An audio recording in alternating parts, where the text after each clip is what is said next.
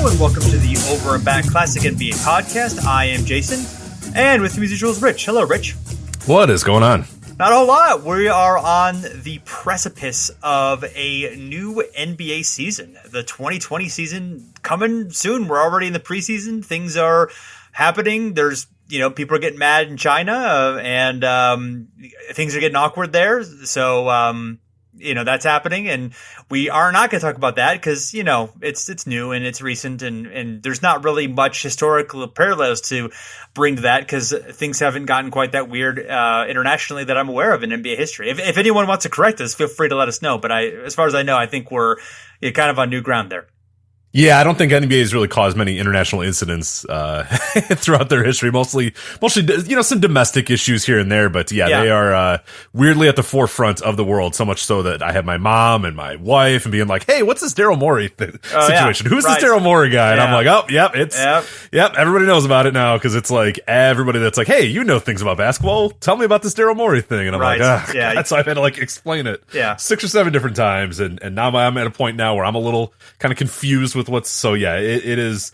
I have a feeling if we are doing the show in a decade's time, we will maybe go back and look at this. Sure, there you go. This moment, but it's no fun right now. It's still kind of moving. No. It's still kind of happening. It might not be fun even 10 years from now. No. Either. It'll never be fun because it's not very fun topic at all. But today we have fun topics though. We do. Good topics, fun, interesting ones to talk about the season to get us ready. Yes, absolutely. We are going to talk about some records that were broken in the previous season, records that are being threatened in the upcoming season. A few milestones here or there that are likely to be crossed or have been crossed. So, want to just kind of take a little look at that, a little look at some different players who have made history recently that may have just kind of been overlooked in the glut of the season, and things that we'll be tracking as we move on throughout the season. Yeah, absolutely. And this is a column that I had usually, I think for the past 3 or 4 years, I had written for the fansided.com NBA preview, which just launched. By the time you guys will listen to this, it'll be up and ready to go. And you guys should definitely check that out. We don't do as much of the written end anymore. You and I have gotten pretty busy with other stuff and life and work and all that other stuff. But they do a tremendous job though each year. Fansided.com headed by Ian Levy on the NBA side with the NBA preview is just always awesome stuff. And this has been previously a written column, but now we're going to do it for audio purposes. So it'll be a lot of fun to kind of check that out. But if you ever do want to go back and look, I should check my work to see how often the ones I'm like, hey, this will probably get broken. How many of those actually did get broken. But the best way to do this though, let's go with last year. So now we kind of, that's in the rear view. Last year's gone. We're past it. But let's go back and look at it because it is history now to kind of take a look at some of the fun records that sort of were broken or some sort of fun streaks and accolades and whatnot. And I think the first thing that we have to start with is 3-point records. Obviously, last year was insane for threes. Just absolutely insane for threes. But until you realize that some of these records that were broken, it's hard to fathom just how ridiculous they were. So here's a few ones to kind of get us started. Most 3-point field goals in a game. 14. Klay Thompson did that October 29th, 2018 against the Chicago Bulls. I did not attend that game. I was supposed to go, but then something happened and I ended up having to switch the tickets to another game or whatever. I kind of wish I did because, that'd be history. Anytime you're there for NBA history is good. But that was what appeared to be an effort by the Warriors to ensure that Klay Thompson set some sort of NBA record because they were feeding him as a fast break and guys would stop. And the Bulls were, pretty pathetic defense. So it was obvious that there was hey, look, we can score a lot of points against the Bulls. So let's see what we can do. I think Klay was on pace for some ungodly number and they took him out in the third quarter and all that sort of stuff. But 14. By him. Most 3-pointers attempted in a game, 24 by Klay Thompson on the exact same day as well. So he was 14 of 24 that day. Most consecutive 3-point field goals in a game was also Klay Thompson, but a different game, January 21st, 2019. So most consecutive 3-point field goals made in a game was 10. So he made 10 straight threes in a game, which is pretty good. Breaking Ty Lawson's previous record. I would have never expected Ty Lawson to hit 10 consecutive. I wouldn't believe Ty Lawson to hit 10 consecutive any field goals, let alone 3-point field goals. Because he was not really the most efficient scorer. That's why, you don't see Ty Lawson in the NBA anymore. But, I was surprised that he had 10 consecutive 3-point game in a game in 2011. And then this one, Jason, this one's hard to wrap my head around. Most 3-point field goals attempted in a single season. James Harden with 1,028. Now, the number by itself is all right, whatever, who cares? all you have to know, the previous high was in 2015, 2016 by Steph Curry. One of the all-time great three-point shooting, all-time great shooting years of all time with Steph Curry. 2015, 2016. He shot 886. James Harden shot 1,028 three-pointers last year. That is ridiculous. That's a large amount. That's more than 20%. Well, not quite more than 20%, but that's more than 100. That's almost 150 more 3-pointers that James Harden shot than Steph Curry did.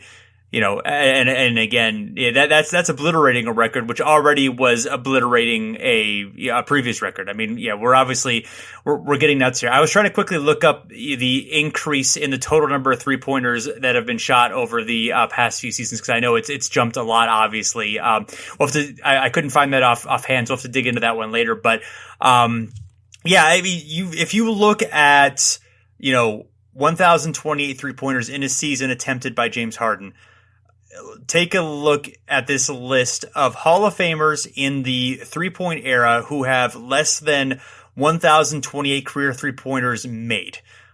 Joe Dumars, Scottie Pippen, John Stockton, Clyde Drexler, Chris Mullin, Dominique Wilkins, Larry Bird, Michael Jordan, Charles Barkley, Isaiah Thomas, Magic Johnson, Drazen Petrovic, and Grant Hill.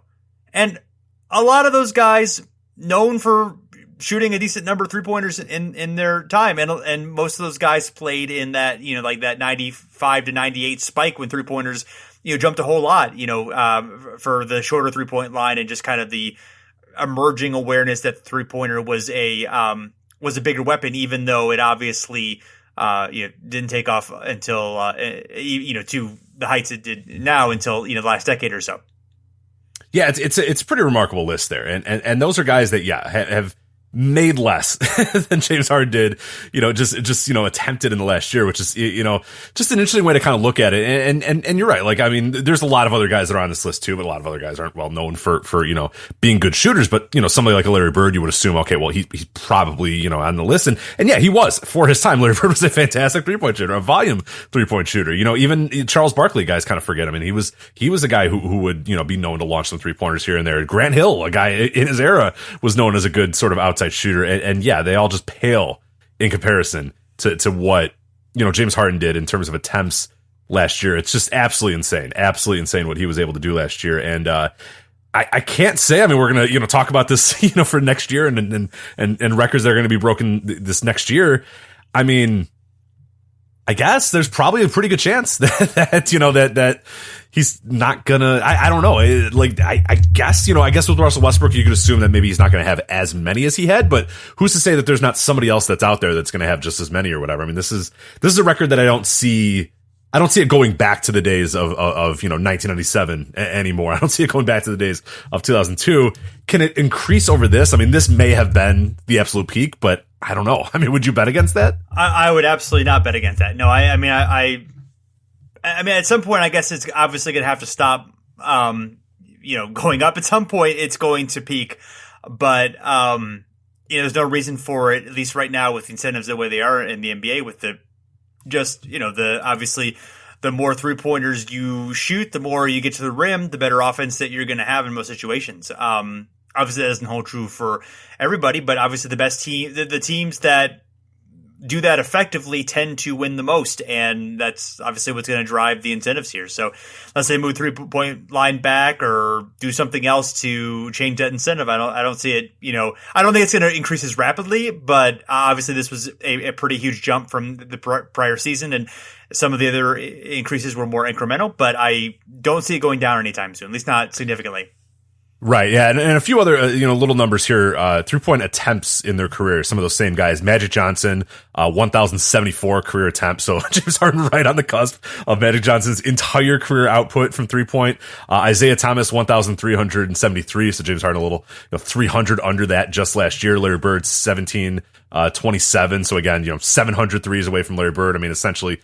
Again, this is Larry Bird's entire career. That's James Harden in one season. Michael Jordan, 1778 as well. So just a little bit over Larry Bird. But yeah, James Harden basically having the entire career 3-point outputs that a lot of Hall of Famers have. So that's an interesting one there. Most 3-point field goals missed in a game, 16 by James Harden. Makes 16 threes in a game. Yes. Yeah, that's quite a lot of threes to miss. I did that on January 13th, 2019. Most 3-point field goals missed in a season. Jason, I bet you can guess who this is. It's James Harden at 650 missed 3-pointers, which, hey, when you're making, that's not a bad percentage, though, for old James. And yeah, he's averaging, 36 a game or whatever. So I suppose you would take it. But we've the record books have been pretty much completely thrown out for those. And one more fun thing here. Most 3-pointers in the first 3 NBA seasons of a person's career. Buddy Hield, which is an interesting one, at 602. And now Buddy Hield, when he came into the league, one of the issues was, well, this guy can't shoot threes. What's he going to be able to do? He's not a good long range shooter. He's become a pretty good long range shooter. He's taken a lot more long range shots. But I thought this was an interesting little nugget about this record. Is the previous record was 599 by Damian Lillard. So Lillard had hit around 200 each of his first 3 seasons, whereas Hield hit 278 in his 3rd year alone. So Buddy Hield, after 2 years, was nowhere near Damian Lillard. He just so happened to hit, 278 3-pointers last year to vault himself up and now have the all-time record for early career 3-pointers made. So yes. By the way, the first player to shoot. Can you guess the first player to shoot 16 3-pointers in one game? Oh man, it's got to be some bad chucking team. I'm imagining but it's not the Nuggets. Is it a 96 Mav? No, it is before then. Although a 96 Mav did do so. Yes. Oh, nice. Damn. Okay, it's before that. Oh, wow. Yeah. Is it Mitch Richmond? You were on the right track earlier when what you initially dismissed. So. Oh, is it Alex English or no? It's got to be Michael Fat Lever. Michael Adams. There we go. Yes, he did it twice in the 91 season for the Nuggets. So, I thought that team didn't like 3-pointers, but I guess he did it on that night. So yeah, he did. Yeah, Alex English shot like 10 3-pointers in his career or something ridiculous like that. This, of course, he was already gone by then. This was right. Yeah, I guess this is that next era. Yeah, I'm thinking that other era where it's you thought that because they scored 178.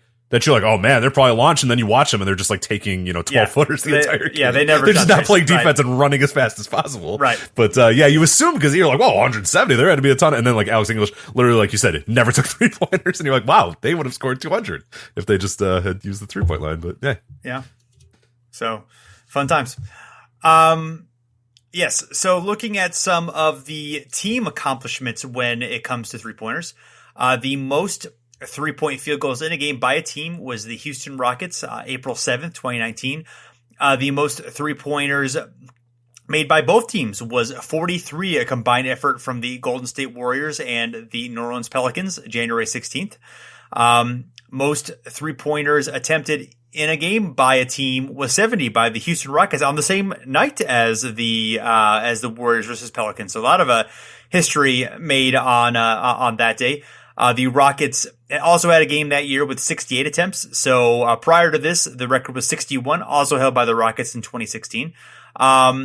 If you want to put this in perspective a little bit, the high prior to the year 2000, from of course the beginning of the 3-point era, 1980, was just 49 by the 96 Dallas Mavericks. So Jordan McLeod gunning right there, definitely going for some. Yes. Yeah, but if you look at the record books in terms of most 3-point field goals attempted in a game, if you go to Basketball Reference, do a play index or whatever, you're clicking next page a long time until you get anywhere that's not 2019, 2018, 2017, or 2016. You're just clicking. I mean, it is the gap is so far. And it's I went back to the 2000s because it's not even a go. I mean, the early 2000s, even the good Suns teams, even the fast, run and gun Suns teams were just not taking threes at this level. Even the Don Nelson Mavericks teams were just not taking threes on these levels. It's just unprecedented what we saw, or what we've been seeing last 4 years in terms of records. I mean, the record books have just been completely decimated these last few years in terms of 3-point records. And yes, the most 3-pointers attempted by both teams was 106 by the Houston Rockets and the Brooklyn Nets. This was the same January 16th game where the Rockets attempted 73 pointers. So that someone was in the water that day. Everybody was just you know what we're going to do? We're going to shoot a shit ton of threes. Yes. I mean, I guess it was just the NBA last year, but something kind of came together where, most 3-pointers made on January 16th, and the most 3-pointers attempted were both on January 16th. So go them. Go January 16th for some reason. We should mention as well, I do want to give a shout out to Bug Bog on Reddit. He compiled a lot of this list. I was able to find a list here. I was able to add some stuff of my own too, but he or she, I'm not entirely positive what Bug Bog is, but they compiled a very good list here. So just want to give them some credit in case, they might listen to the show and say, well, geez, I came up with, I had a lot of these and these guys are just reading them, word for word. But no, we added some other ones to this as well. But yeah, a little bit of a shout out there. Yes. Thank you, Bug Bog. Yes. So looking at a few other records, we have some triple-double records from none other than Russell Westbrook, of course. The Mr. Triple-Double for the last 3 seasons, averaging a triple-double for the entire season. And he set some records, as we mentioned, of course, one of them being the fact that he has set the most consecutive seasons averaging a triple-double with 3. No one had done it more than once, of course, Oscar Robertson. It'll be interesting to see that the one Oscar Robertson record that I don't believe that Westbrook would have beaten is holding that for because Robertson famously did it for if you average his totals over 5 seasons, he had a triple-double over then. If you average Westbrook's over the past 5 seasons, he's just shy of it. He has 10.1 assists, 26.3 points, but only 9.4 rebounds. So I guess theoretically it's possible for him to do that, to average the correct totals to do that over the previous 4 seasons and then this upcoming season, but I'm guessing it's probably not going to happen in Houston. But the record that he did set last year was 11 consecutive triple-doubles, which is also the most in NBA history. So, Rich, what is your prediction for number of triple-doubles that Russell Westbrook will have in his first season in Houston? See, it's tough, man. I have no idea what the Houston thing is going to look like. I'd imagine he still probably gets a big amount of them, but how many of those easy? Because a lot of Westbrook's things, and we're not taking anything away, from the accomplishment of Russell Westbrook, averaging a triple double and getting so many of them. But a lot of them are Steven Adams boxes his guy out and just lets Russell Westbrook fly in to get a rebound or whatever. I don't know how much of that is going to happen in Houston. I don't know how much in terms of assists he's going to be able to get on Houston. I imagine that those will be fine. I imagine the points will be fine. I think he can get 10 points, 10 assists pretty easily. Yeah. The rebounds could maybe be an issue. I mean, the problem is to get Russell Westbrook these ungodly, gaudy, triple double numbers. And yeah, if you look at the streaks, all-time streaks in triple doubles, I mean, Russell Westbrook has 4 of the top 5 all time with 11, 7, 7, and 5.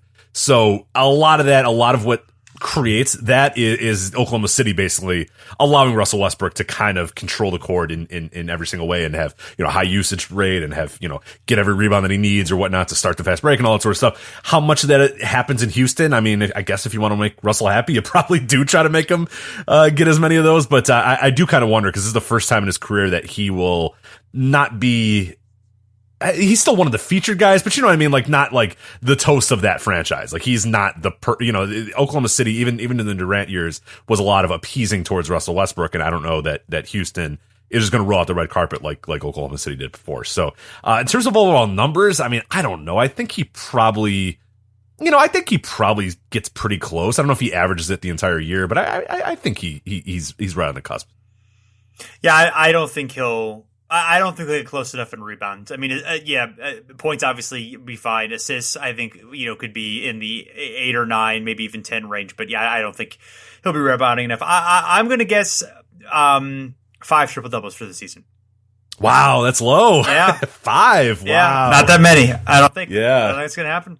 That's a that's a little hot take there. I enjoy that. That's pretty good. We should note here, previous triple double record was actually Michael Jordan in 1989. Had this, and the other 4 out of the 5 top triple doubles are all Russell Westbrook. And then number 6, Jason, this. This is everybody when you walk on the street and you say, "Hey, who's number 6 in the longest triple double streaks of all time?" That everybody says, "Well, yeah, duh, that's Elfrid Payton from March 2019, March 10, 2019 to March 18, 2019." I mean, that's just common household stuff. Is that Elfrid Payton? Did you know that Elfrid Payton had 5 straight triple doubles in 2019? I do kind of recall like that he had a streak now that you mention it, but it would not have come to the top of my head certainly. So I do kind of remember like in the dog days of the season of him getting a few here and there. So I did not realize it was 5 in a row. So. Yeah, let's play a little game of who doesn't belong in here. So these are the top 20 the triple double streaks right. of all time. Rich, before is this because obviously I would assume that Oscar Robertson would be on this list. So the fact that he's correct. This is from 19. Yeah, this is like unfortunate because of a basketball reference. This is 1983 to 1984. So yeah, you are missing. Yeah, you are missing your Oscars. So yeah, these are your recent quote unquote guys. So yeah, the Oscars not in here, but okay. So you got Russell Westbrook, Michael Jordan, Elfrid Payton, James Harden, Magic Johnson, Nikola Jokic, LeBron James, Larry Bird. Yeah. Okay. Yeah. One of those men is not a Hall of Famer. Well, Nikola Jokic, who knows? We'll see what happens with Nikola Jokic. Right. But one of them is Elfrid Payton, and that's no, it's not Larry Bird though. Larry Bird's in the Hall of Fame. Are we sure? Did we check that? I will double check that to make sure. I don't know if he got in. I don't know if he was a first ballot guy. For Larry Bird. I mean, I feel like when you're dunked on that many times by Bobby Jones, you should not be allowed in the Hall of Fame. That's an argument. Yeah, you're not wrong. Right. That's just that's just how I feel. I know maybe others might disagree, but that's why. Hey, get your own podcast then. Yeah, exactly. Right. Yeah. Pelican. Okay, Elfrid Payton was a Pelican last year. He was a Pelican. I don't know anything about Elfrid Payton, to be honest. Was he a Sun before he was a Pelican? He was a Sun previously.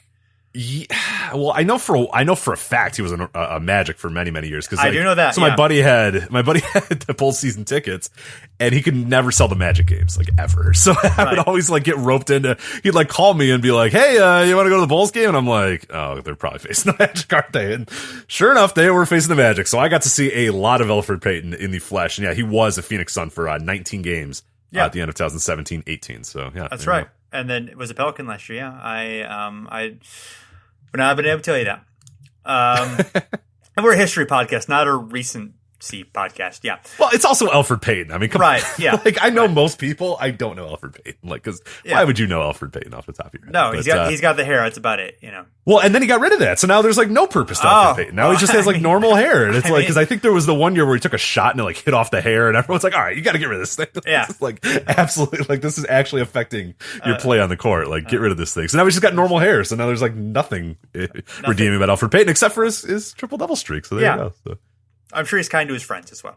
That's true. Yeah, he might be a nice guy. He's, apparently, per his Twitter account, he hosts a annual kickball tournament too. Oh, so, nice! I like kickball. Stuff. Yeah, kickball's fun. It's a good game. Yeah. All right, points records. Right. You want to get to these here? I do. I mean, this one we don't have to tell you guys this because you're over and back. Classic NBA podcast listeners, so you know that this year we had the most players that individually scored 50 points in a season. But you know that because we had a 50-point series on this. But hey, if you're new to the podcast, welcome. But we did a series on 50-point games. You should probably check that out. Yeah. There was 13 this year. James Harden, Kemba Walker, Devin Booker, LaMarcus Aldridge, Giannis Antetokounmpo, Klay Thompson, Kevin Durant, Damian Lillard, LeBron James, Jamal Crawford, Steph Curry, Blake Griffin, and Derrick Rose. All scored 50 points in a season last year. So 13, the all-time record. Now, Jason, I'm going to let you have the next two because these are, honorary, all over and back, first ballot Hall of Famer. Jamal Crawford, yes, of course. The most beautiful player in NBA history. The patron saint of our podcast. The wonderful player. Yes, he had the most points in a game off the bench in NBA history when he had 51 on April 9th, 2019. A great day in our history. Also became the oldest player to score 50-plus points in an NBA game. During that time, he was just shy of 40 years old. So if he does make it back into the NBA, perhaps he can be the first 40-year-old to do so. So yeah, right now he is age 39 and 209 days, so he turns 40 on March 20th of 2020. So somebody needs to sign him toward the end of the season, at least, so that he can, cross the milestone there. But so we'll have a little bit more on Jamal as we as we get further on to the show, because he has on the cusp of some interesting records, but definitely probably the maybe the most notable 50-point game of the season. Certainly the most surprising one, I would say, given that he scored about 500 points during the entire season. So getting 10% of that output in one game is pretty impressive. Yeah, most of those names that I listed are all guys who are like, yeah, those are like the elite players. I mean, the only two are probably Jamal Crawford and Derrick Rose are ones that you're like, oh, really? That's interesting. Like even Blake Griffin, it's like, oh yeah, well, Blake could go off still and score 50, but even more so than Rose, I think Jamal Crawford, like you said, because it's like 10% of his entire yearly output was in one game, so that definitely stands out. And we'll say it again later in the show, but for God's sake, somebody signed Jamal Crawford. I cannot believe we're how many days away from the NBA season and Jamal Crawford is still unemployed. I mean, how is this possible? Jason, I don't know. Yeah, there's something wrong. The collusion, I think, is perhaps happening. Perhaps I was going to say collusion. Yeah. That we need to have a labor strike. We need to have a labor. We do. Yeah. They're like this can't continue. Everybody needs to just stop. Like game one, like really hurt them in where it counts. And that opening night, just be like, no, where none of us are playing until Jamal Crawford is signed by some team somewhere. So we need Phoenix or something. Someone terrible. Come on. Yeah, well, he belongs. I don't know, where does he belong? Where would he be? Like, where would be the most fitting place for him to play? Well, I did try to sign him in my NBA 2K20 franchise as the Bulls. I thought that was a pretty good landing spot. They don't have good, they're kind of lacking of like some bench scoring or whatever. So I was like, hey, get on, especially if this is going to be the end of Jamal, like a fitting sort of bookend for his career, go back to the Bulls and lose a lot with them, just like he came into the league, losing a lot with the Bulls. But, I don't know, like, cause Jamal's always weird. Like, I don't know that any contender would really, well, no, you should come on. Like, who cares? He comes off the bench, he shoots, he scores, and then he goes off, and it doesn't matter. Like, it's fine. Yeah. Everybody could use Jamal Crawford, Jason. Everybody could use. He's played for 9 teams. He's never repeated on a team. He's never had a second stint anywhere. So maybe he's a real jerk. I don't know. No. He's not. No, he's a beautiful man. Don't say that. Yeah, so Bulls, Knicks, Warriors. Don't put him on the Knicks. Oh God. Oh, you're going through his teams. I was like, don't put him on the Knicks. No. Nobody deserves that. Yeah, well, the Knicks, at least Knicks fans would appreciate him. Bulls, Knicks, Warriors, Hawks, Blazers, Clippers, Wolves, and Suns. Yeah, so he really does need to. 8 teams so far, so it would be his 9th if he's on there. Yeah, We need to figure out the best team for him. Yeah, they can't be like 2 winning because that's no fun. But they can't be like the dregs either. They need to be like a okay-ish. Team. Yeah, we don't want him Pacers. On the Hornets. Put him on the Pacers. Yeah. He'd make the Pacers more interesting. Yeah, let's do that. Plus, I like a lot. He's close enough. I could drive there. So that's we could go for a game, Rich. That's true. You could midway for both of us, basically. Yeah, we'll meet halfway, and we'll meet in. What town can we meet in? Fort Wayne. We'll meet in Fort Wayne. Yes. Work our way down there. I think that might be more out of the way for me than for you, but that's all right. It's cool. That's fine. Yeah. We go see the home of the Fort Wayne Pistons, I'm sure. Maybe they have a museum there or something. Anyway. Absolutely. All right. Some career achievements here. Yes. Most years played in the NBA. Last year, Dirk Nowitzki and Vince Carter joined Kevin Willis, Kevin Garnett, and Robert Parrish with 21. And now you're reading that and you're thinking, oh, well, Dirk's gone. But, Vince Carter will, of course, set the all-time record as he enters his 22nd season this year. And Jason, I just wanted to have a quick little side on this. Would you have ever predicted, that year that Vince got traded from the Raptors and went over to the Nets, and he was just kind of like fine, and he wasn't really trying that hard? Would you have ever expected that man was going to play the most seasons in NBA history? I'm sorry, you're talking about Atlanta Hawks legend Vince Carter. We have to use his full name when we talk about him. Atlanta Hawks legend. Look, Vince Carter. I bought Bulls Hawks tickets. I'm going to see this man play his final season. That is for sure going to happen. Yeah. Fun team too.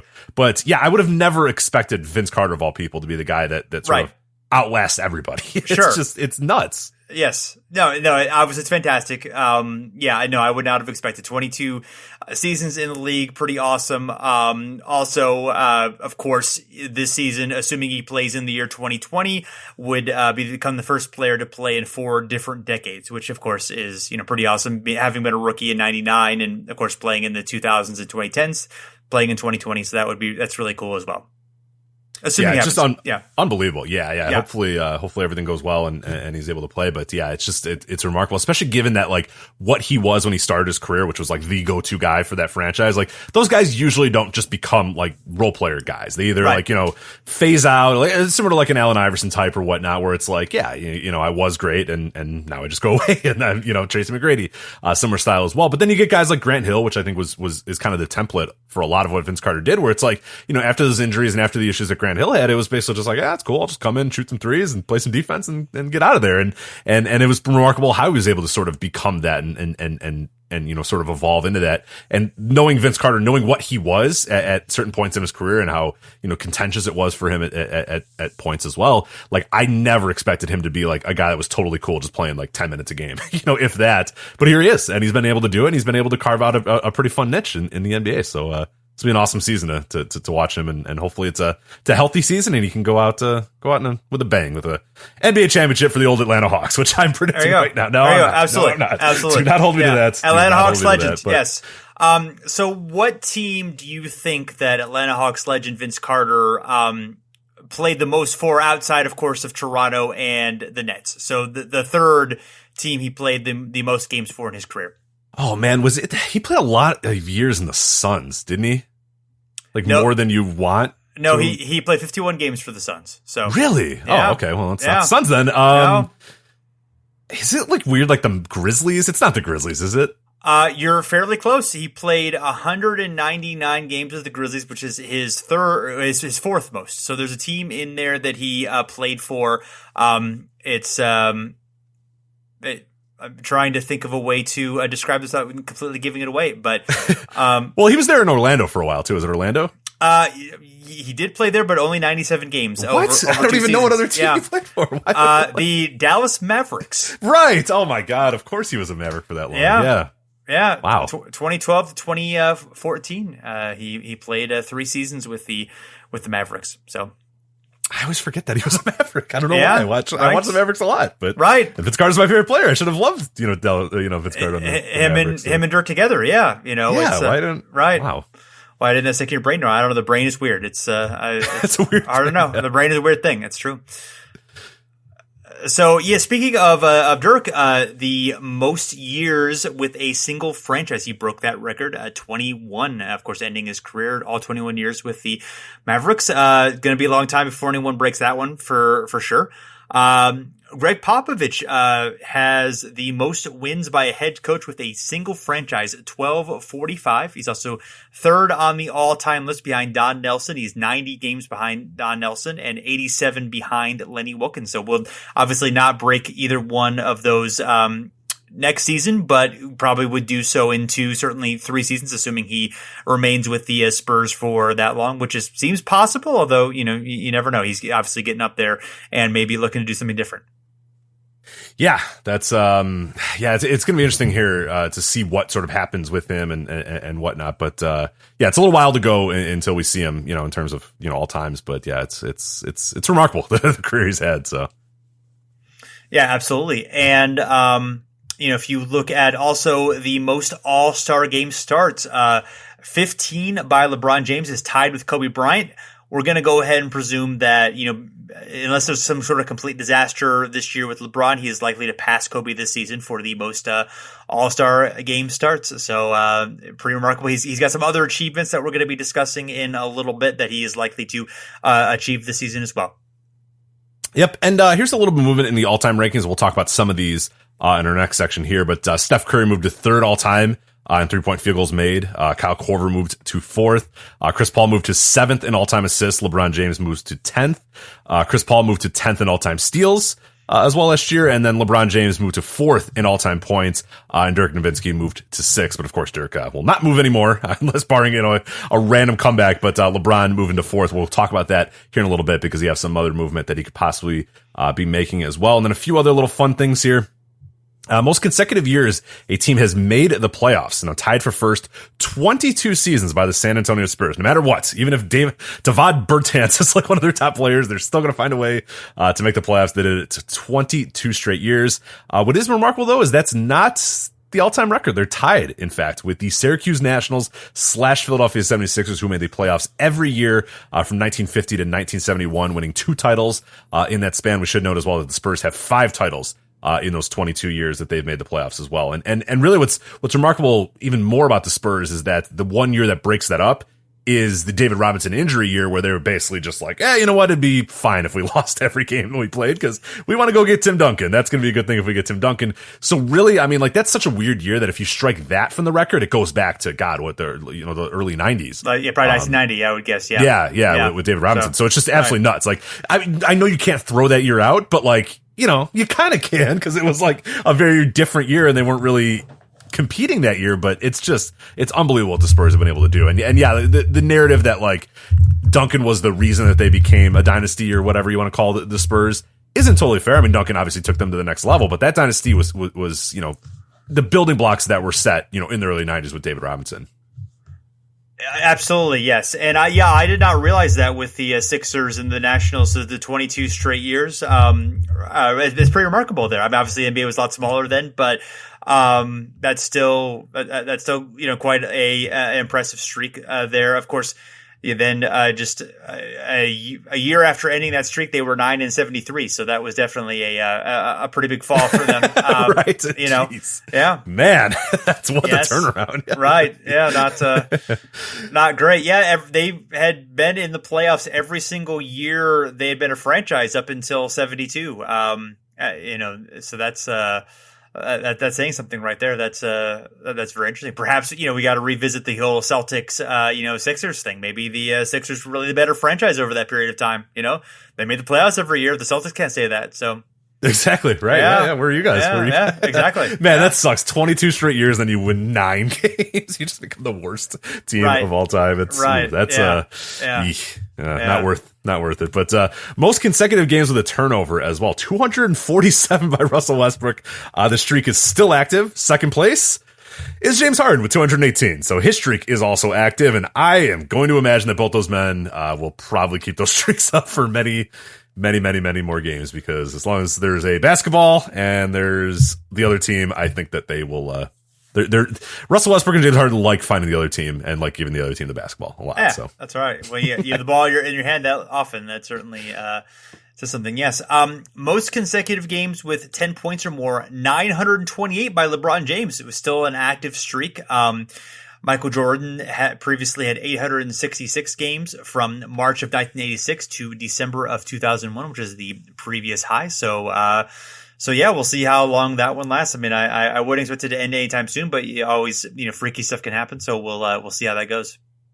Yeah, it kind of stinks there because LeBron, I mean, that's, you know, playing the entire time there. Jordan's going from 86 to 2001. I mean, there's a few little gaps in there. You know, sure. Yeah. MJ, like, you know what I'm saying? Like, so that LeBron thing is pretty remarkable. But I'm still kind of like amazed that, you know, you just don't have like one night where you just get 9. You know, like, just like it doesn't happen, or no, he plays the first quarter and rolls his ankle and he's just out. Like, it's just you feel like it should have happened a few more times for LeBron, but it just hasn't. I think he had a single-digit finals game in 2011. I'm vaguely recalling that happening. Oh, you know, I think you're right. Yeah, I do remember that. There was not anything written about that. Nobody cared and nobody talked about it. So it was hard to. He had 8 points in. It was game. What was that? Game 1, 2, 3, 4.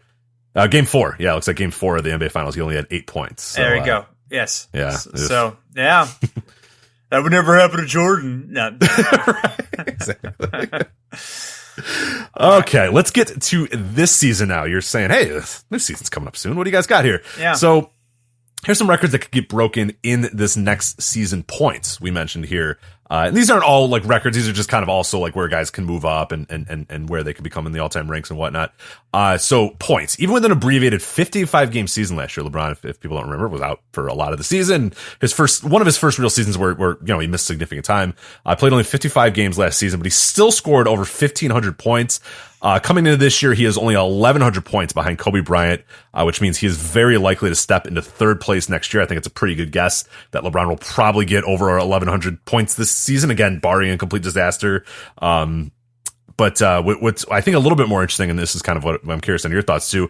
Overall, he's less than 6,000 behind Kareem Abdul-Jabbar going into his age 35 season. So do we think do we think that he's going to break that record?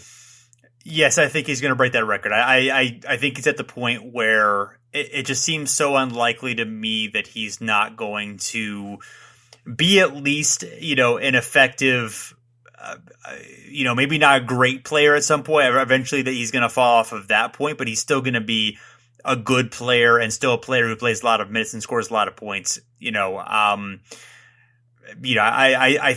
I think he's going to do it. Yeah. I mean, I think if he had 4 seasons, what he did last year, which of course was the most injuries he's ever had in his career and the worst, total output is, that he's ever had in his career. And if he has 4 seasons of that, I think he would do it. I mean, it's not guaranteed, but I think it's, I'd give it 65% probability, Yeah, no, I'm pretty high as well. I mean, he's only 6,000 behind there. And yeah, even in what was his worst year, he had 1,500.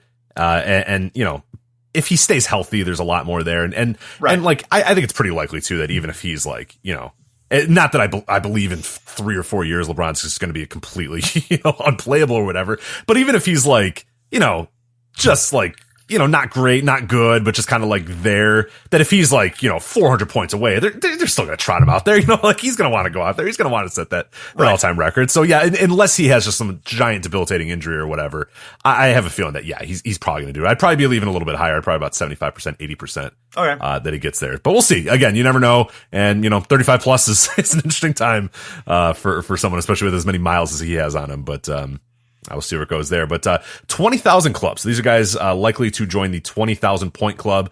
Russell Westbrook is at 18,859 points. James Harden at 18,627. And LaMarcus Aldridge is at 18,598. So all those guys pretty likely to join the 20,000 point club. So nice little round numbers there. Yeah, we like round numbers are fun. we do like round numbers. They are good. I agree. Yes. In terms of games, Vince Carter, he is only 23 games behind John Stockton for the 4th of all time. He is 1,481. So guessing that he would probably get that, barring any major injuries, but definitely at age 42 are a possibility. He played 76 games last year. That's a lot of games. That's, he only missed 6 games the entire season. He was pretty healthy, played, 1,300 minutes. That's not nothing. I mean, he definitely was a, contributor who played he was a real player for the team. He wasn't just, there for, soak up minutes. He definitely, he was contributing and he was playing and he was a real part of the team. So I would expect that, not that they're going to be fantastic next year. I would expect him to have a similar role, certainly, be able to reach that, that milestone. He's also only 41 games behind Dirk Nowitzki, so that would get him into 3rd place all time. He would have to, if he played 80 games, he would pass Kareem Abdul-Jabbar. So I'm guessing that's a little bit less likely, but it's not out of the realm possibility. Yeah, no, for sure. I think. Yeah, it kind of stinks. One thing that I have a little bit is I feel like he can keep going if he wants to. I'd love to it might become a point where you go out when you're still wanted and needed. Sure. And not do a thing where you're hey, I'm here if anybody wants to sign me, because that's kind of a bad way to go out, especially if you're Vince Carter. So I get that hey, I got a gig for next year. Cool. I'll do that. And then, this is it for me and I'm done versus, next year trying to hunt for a gig or whatever. But looking at Vince Carter, and yeah, he's not a dynamic player at any level anymore, but he's still a pretty productive player. Like you said, he still plays a lot of games. Like it looks like he could play for a few more years. I'm obviously not his knees, I'm not his ankles, I'm not his joints, but he does feel like he could play a lot more too. So it's a little disappointing, and it'd be interesting to see if he could ever get to these bigger games played milestones. But again, he'll get 4th all time, but yeah, I don't think he'll get much more than that. Obviously, unless barring he decides, you know what, fuck it, I'm staying for 5 more years or whatever. He has a great year or something, but probably none of that's happening. So yes. Interestingly enough, LeBron James is not in the top 25 yet in all times games played. He's so Sam Perkins at 1286 and LeBron's at 1198. So he's not going to get there this season, even if he plays the whole season. But he would get there in the next time. But I would have expected him to kind of be in that top 10, 15 at this point in his career, just because of all the minutes that he has and all the milestones he's achieved. He's not even quite at that level, which is kind of interesting.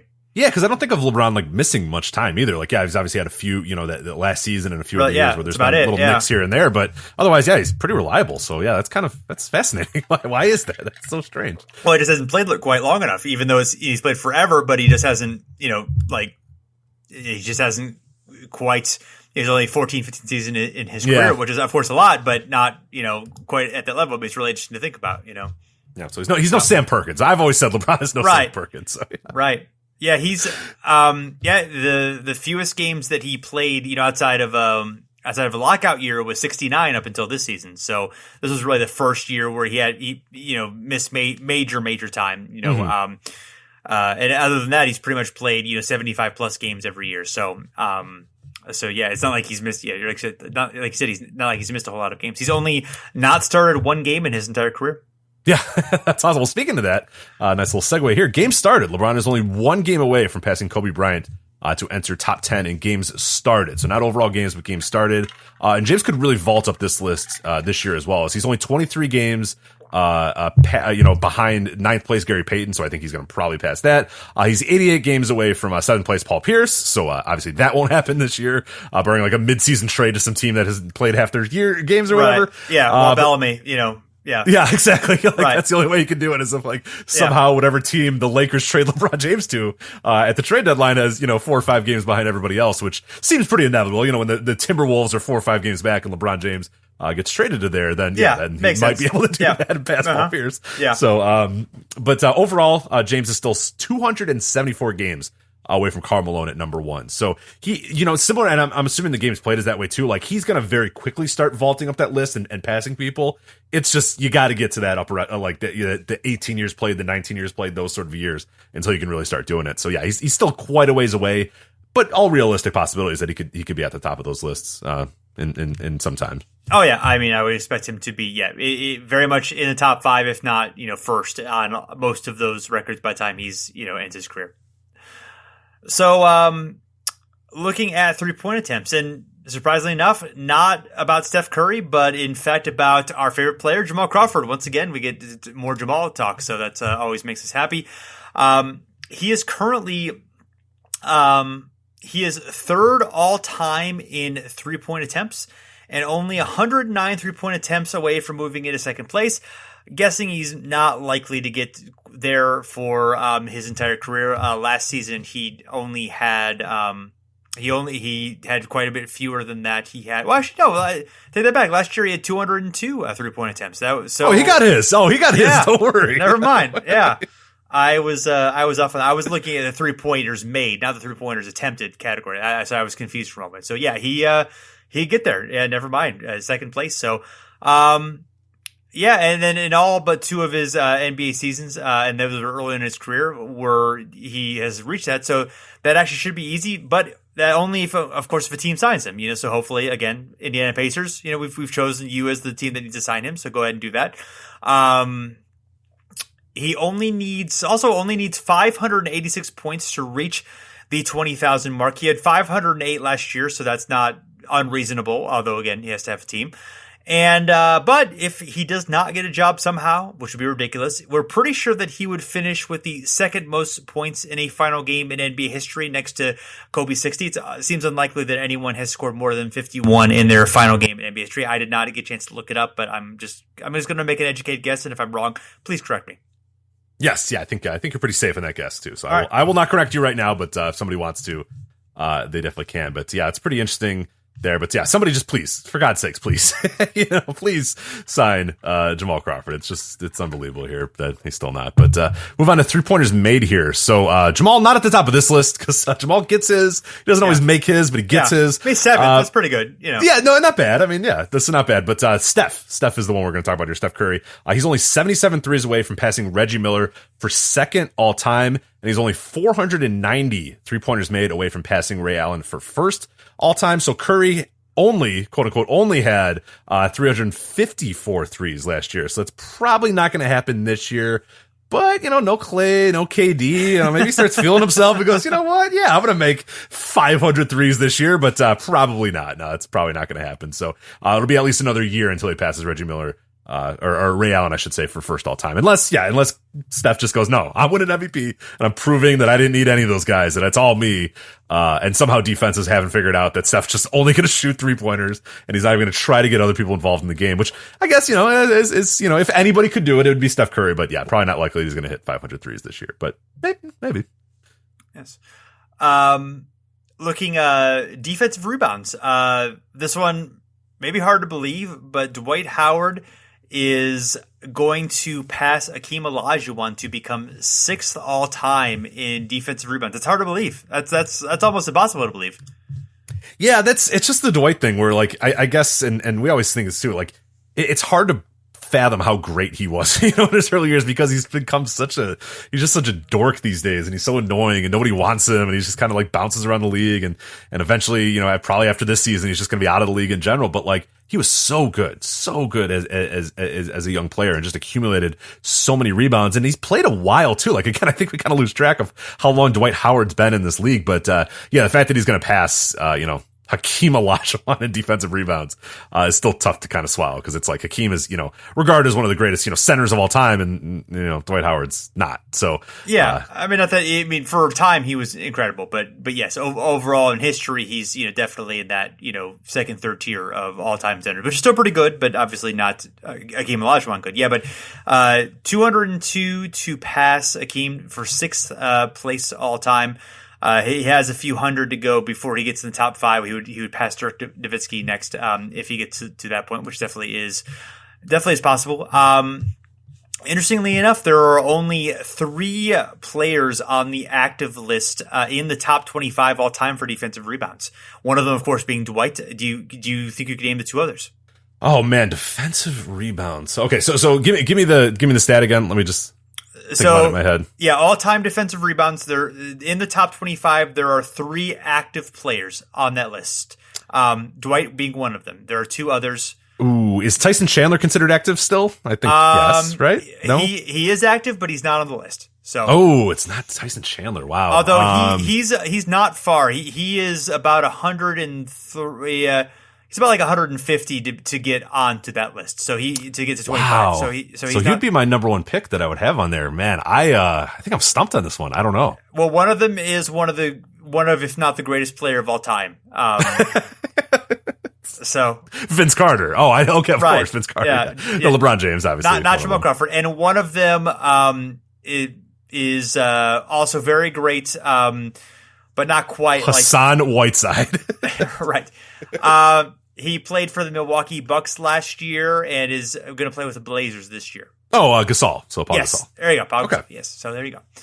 All right. So for assists, we have Chris Paul is 707 away from passing Oscar Robertson for 6th place all time in assists. Very likely to get there. He had let's see, how many assists did he have last year in the totals? I had it up and then I lost it. Oh no, only 473 last year. So probably not going to pass Oscar Robertson this year. Like it's weird because for like raw totals for certain stats, like I have no idea. Like I know averages obviously, but I have no clue like how how many assists somebody gets in a season. Like it's just weird how that works. Yes, so.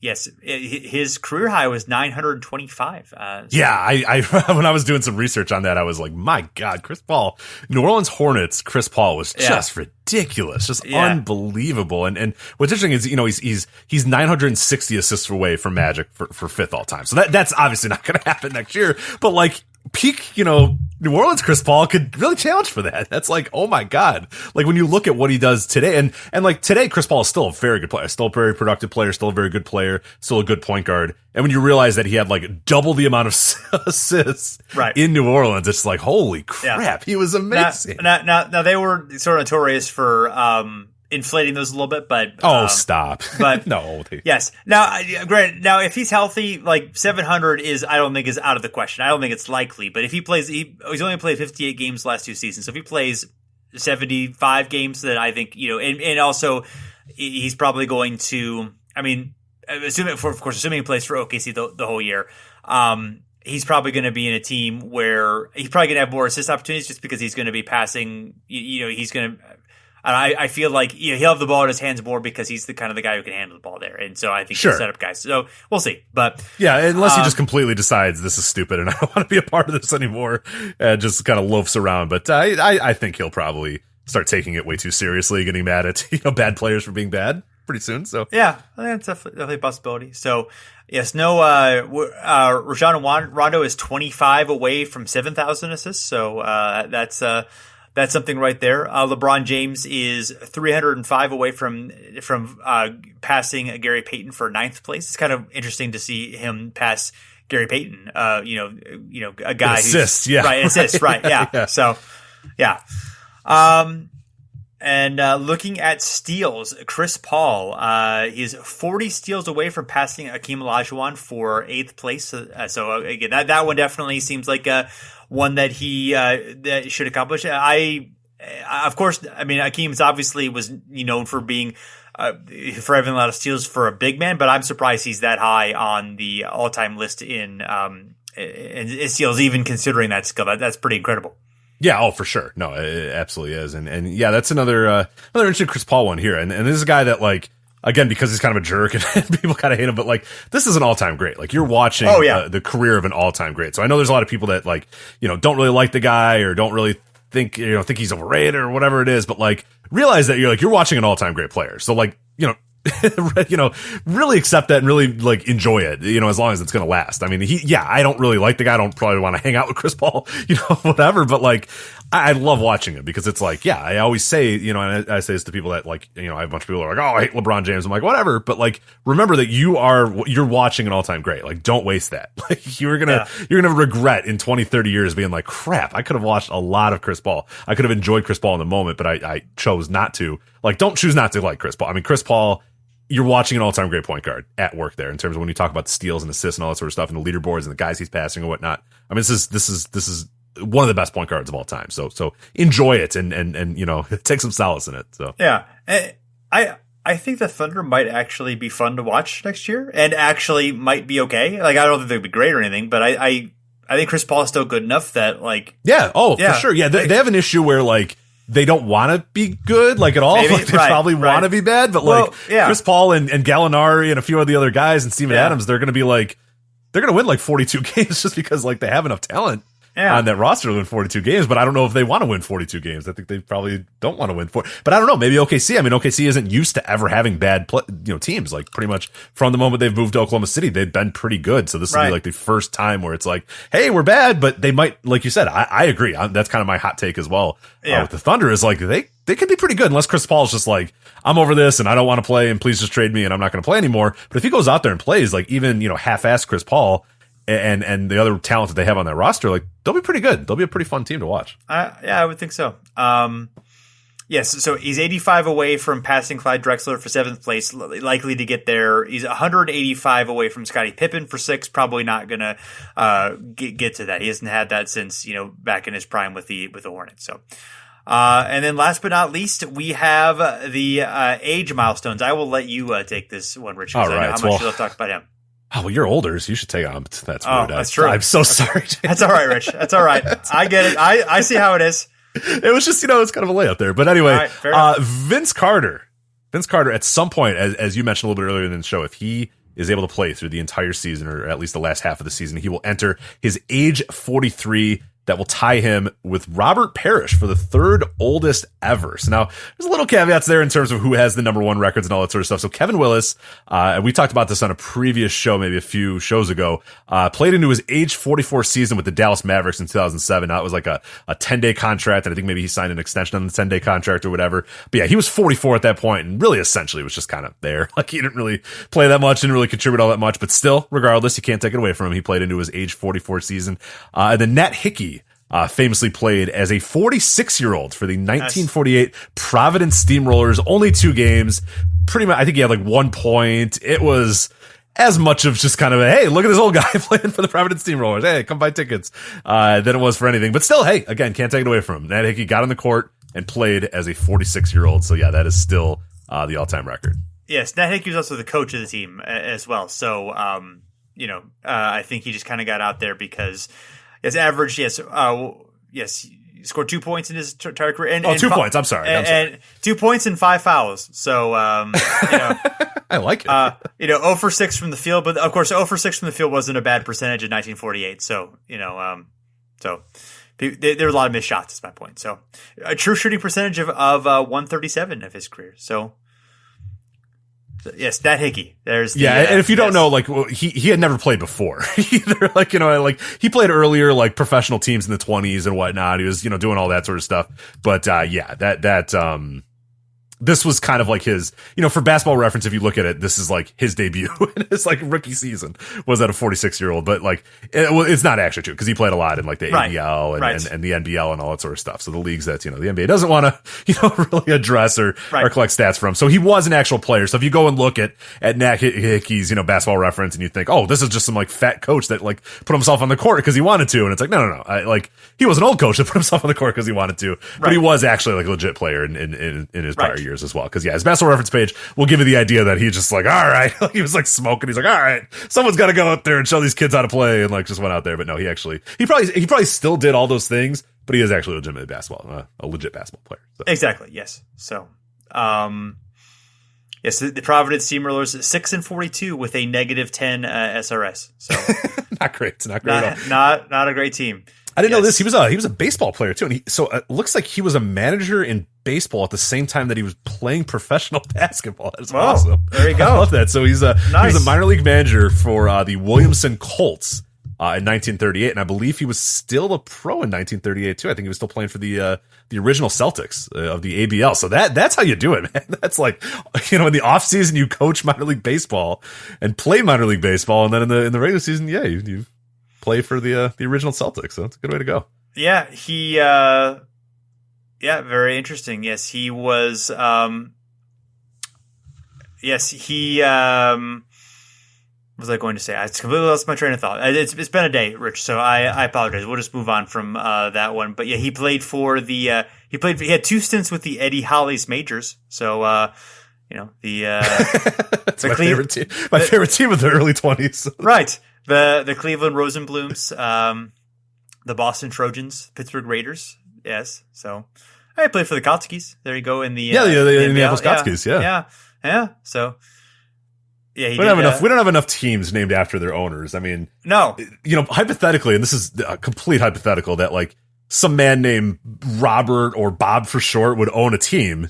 Right. And they could be like the Bobcats or something like that, but that's ridiculous. No, you know what I mean? Like no one would ever do that. No. Like no one would ever do that. But like hypothetically, like that's all I can think of. There's no other scenario. There's nobody else that could really get away with it these days anymore, except for the complete hypothetical of like somebody named Robert or Bob owning a team and calling them the Bobcats. That would never happen. No, I mean it's honestly ridiculous to think about because no I'm sorry we brought it up. I'm sorry. Honestly, I'm a little bit insulted by the hypothetical because it seems like yeah. So the Steamrollers had a Mel, they had a Dino, they had an Ernie, they had a Dick, they had a Pop, they had a Windle, and a Nat. So that's my kind of basketball team. Yeah. Yes. Yeah. That's a team that's going to get ratings. You know what I mean? That's your Rat Pack team right there. You know? Yeah, like a Dino, and Dick. A Dino and a Dick. Yeah, and a Pop. A Dino, a Dick, a Pop, and a Nat. So. Yeah. Oh man, that's what a team. What a team! What a league! So, not a good. They had Kenny Sailors. That was about it. That's not a great team. So that wasn't a winning formula. Is getting as many Italian guys as possible to play for a team. No, that's weird. Well, maybe that's what drew in Providence in the 40s. Everyone. That's true. Yeah. Everyone was racist in the 40s, so you pretty much had to get the local ethnic group, or else you weren't going to draw anybody. That's my understanding of the 40s. I mean, for sure. Yeah. I wasn't around then. I'm not that old, Rich. I mean, I know I'm old, but I feel really bad about that. I'm a care package. Yeah. You really should feel bad about that. Yeah. I mean, the listeners feel bad for me and are angry at you right now. I can sense, their unease, wafting over the radio waves somehow. I don't know how that works, sure. But technology, I don't understand it. So, all right. Anyway, I think we got to wrap this one up. I think we did a nice thing here, and it was fun. I enjoyed it. Hopefully the listeners did as well. Actually, my enjoyment's more important than the listeners' enjoyment, but I care about theirs as well. It's like 90% of what I care about mine, I suppose.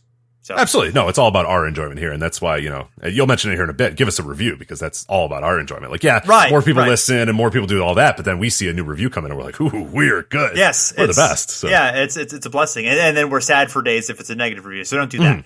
Leave a positive one. We are on Apple Podcasts. We are on Stitcher. We are on other basically any place you want to listen to podcasts, we are there. If we're not there, or if we're there but you don't see a updated episode in a while, let us know and we'll dig in it, try to figure out what's happening with that. That can happen occasionally with feeds change, lives change, all that. And also we're on Twitter and Facebook, both places at Over and Back NBA. So send us a message or a tweet or whatever you do on those social media networks. And we'd love to hear feedback on what we're doing, both right and wrong. Corrections are welcome, phrased nicely, of course. And that's about it, right, Rich? Did I get anything else? I think we got it. I think we got it all there. Facebook, Twitter, make sure you're following us on there. And we'll have some great content coming out for the remainder of the season as well. But just excited to get some real actual basketball going. I like preseason ball, but I really, really like regular season ball a lot more than I like preseason ball. Yeah, it's a little better. Yeah. So preseason ball's got its certain limits that you're just kind of like, so I had a buddy that wanted me to go to a Bulls-Bucks preseason game, and I was like, I don't really want to go to and so he went, and I said, is Giannis playing? And he's like, yeah, Giannis is playing. Or I'm like, okay, cool, what's up? And then I get like a message a few minutes later, he's like, never mind, it's his brother. So it's that's why I don't like preseason basketball, because like you go and watch the other Antetokounmpo brother play, not, Giannis. So, that's kind of a thing. But, no, regular season ball is much better. And, I cannot wait to start watching it and then talking about old basketball, too, like we always do. So. Yeah, that's like going to see Alec Baldwin getting Stephen Baldwin. Exactly. Nobody wants Stephen Baldwin. Yeah, no one wants Stephen Baldwin. So, all right, anyway, thanks, everyone, for checking us out. And we'll be back again soon.